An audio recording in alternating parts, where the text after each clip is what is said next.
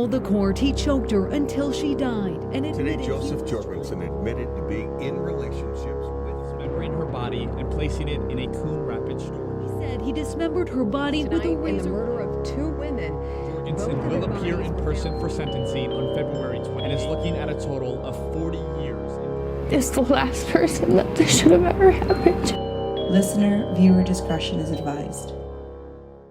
The courtroom fell silent as the Maplewood man, Joseph Jorgenson, confessed to the unthinkable.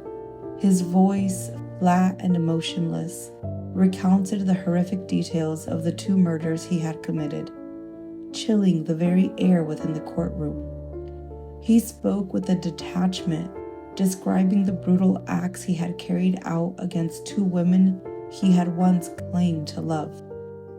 The details, recounted in a matter-of-fact tone, sent shivers down the spines of those present in the courtroom. Joseph Stephen Jorgenson, age 41, pleaded guilty to 2 counts of second-degree murder for the dismemberment killings of Fanta Jayavong of Shoreview in September 2021 and Manije Manny Starin of St. Paul in April 2023. The courtroom, heavy with the weight of the unspeakable crimes, fell silent as Judge Leonardo Castro delivered his sentence. Jorgenson, his face a mask of indifference, listened impassively as the judge outlined the terms of his punishment. 40 years in prison, the maximum allowed under the law for each of the lives he had so cruelly extinguished. The judge, his voice grave and measured, articulated the aggravating factors that had compelled him to impose the maximum sentence. He spoke of the betrayal that had occurred within the context of intimate relationships, the sanctity of which had been brutally violated. He emphasized the horrific nature of the crimes, the murders having occurred within the supposed safety of the victims' own homes, zones of privacy that had been transformed into scenes of unimaginable violence. The judge's voice hardened as he addressed the chilling act of dismemberment, a grotesque attempt to conceal the evidence of his crimes,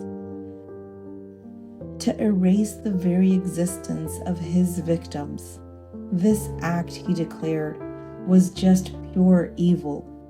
Ramsey County Attorney John Choi, his voice grave and measured, addressed the court, his words echoing the profound impact of Jorgenson's crimes.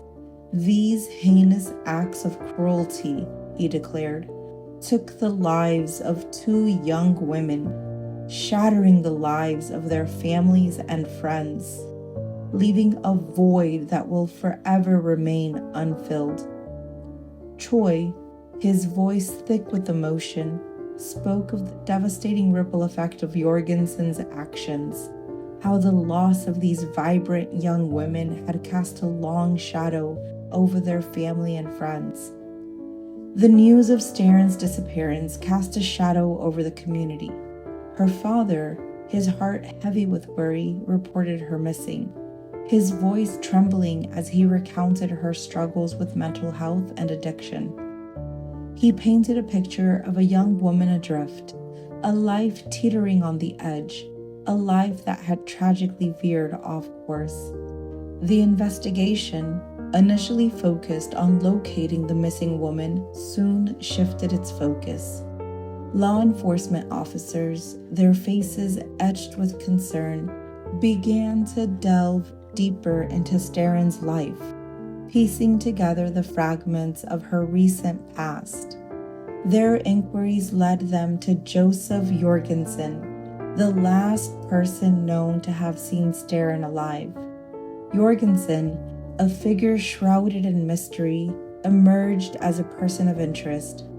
Surveillance footage, a silent witness to the unfolding tragedy, provided a glimpse into the events of that fateful day.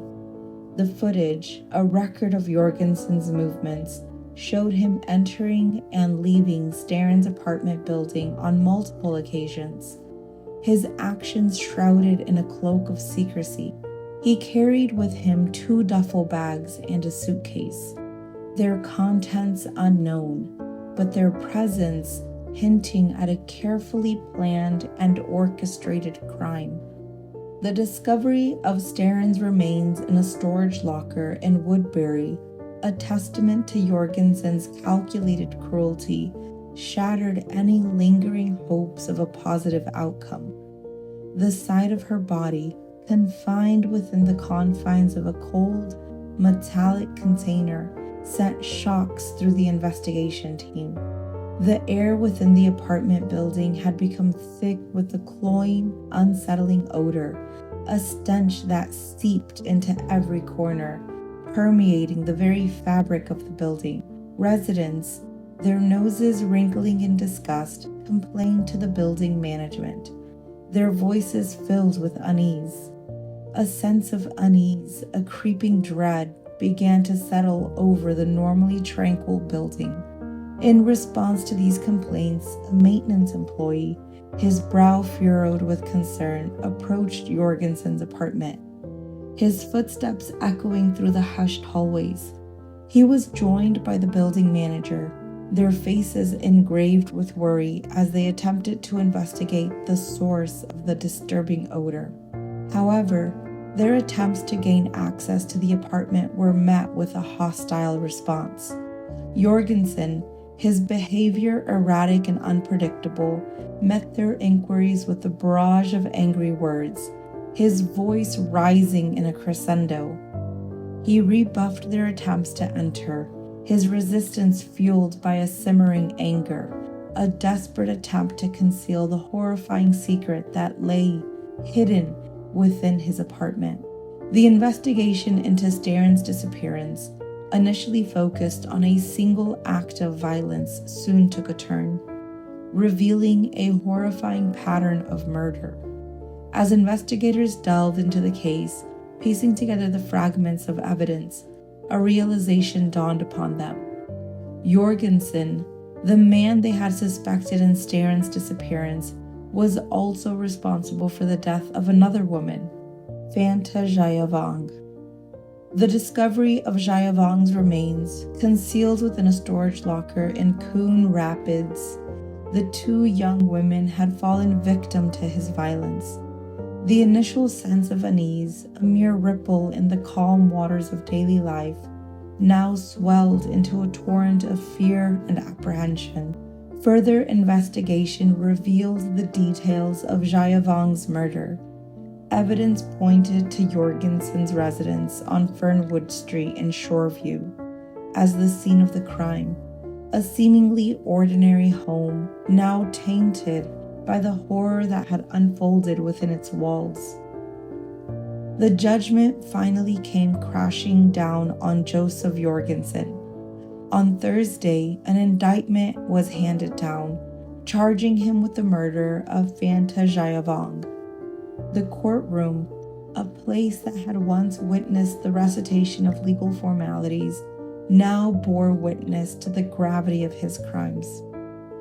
The indictment revealed how a seemingly innocuous tip, a whisper of suspicion in the wind, had set the wheels of justice in motion.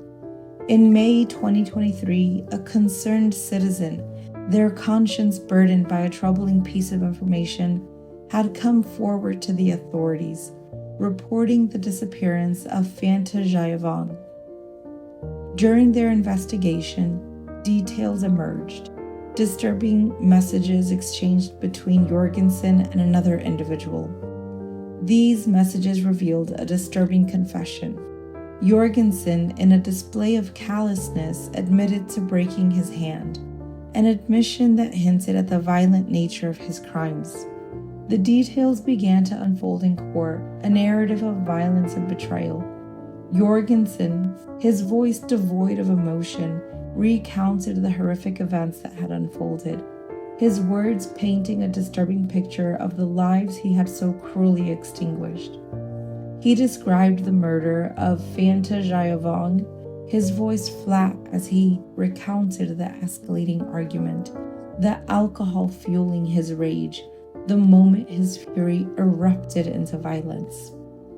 "I was very drunk at the time," he confessed, his voice monotone. "And yes, in the heat of the moment, I was, trying to kill her." The admission stripped bare of any remorse or regret. He acknowledged his intent, a chilling acknowledgement of the cold-blooded nature of his actions. The discovery of Jayavan's remains within the confines of the storage locker had provided a glimpse into the depths of Jorgenson's cruelty. Her body, concealed within the confines of the styrofoam coolers and large plastic totes, lay hidden from the world, a chilling testament to his attempt to conceal his crimes. The sight of her bound hands, a poignant reminder of her final moments of terror, evoked a sense of horror and outrage within the courtroom. As we close this episode, our thoughts and condolences are with the victims' families for all our stories. Losing a loved one is never easy, but losing them in such a violent way is a wound that never fully heals. As always, we thank you for your support. Don't forget to subscribe to Crime Cat Podcast for more bone-chilling, wicked, and twisted episodes.